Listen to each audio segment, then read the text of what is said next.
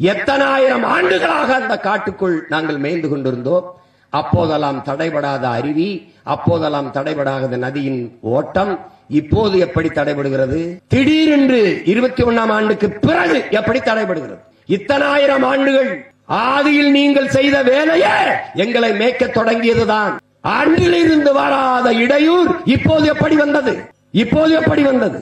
அங்கே இருக்கிற சுனைகள் குட்டைகளில் போய் நாங்கள் தண்ணீரை குடிப்பதால் அது வனவிலங்குகள் குடிக்கிறதுக்கு அது இடையூறாகிறது. நாங்கள் அதிலே உள்ளே குதித்து கலக்கி விடுகிறோம் என்று. நாங்கள் என்ன நீச்சல் போட்டிக்கா செல்கிறோம்?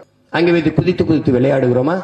எந்த ஒரு தர்க்கமாவது எந்த ஒரு வாதமாவது ஏற்புடையதாக இருக்கிறதா என்று பாருங்கள். வெளியிலே இருந்து உள்ளே மேய போகிற நாங்கள் இங்கே இருந்து நோயை கொண்டு போய் வனவிலங்குகளுக்கு காட்டு விலங்குகளுக்கு பரப்பி விடுகிறோம் என்கிறார். எங்களால் உங்களுக்கு பரப்பப்பட்ட நோய் எத்தனை? குறிப்பாக கொரோனா நோய் வந்து செத்த ஆடு மாடுகள் எத்தனை? வளர்ச்சி அடைய மக்களுக்கு வழிகாட்டுவதே மக்கள் நீதி மையத்தின் முதன்மை பணி.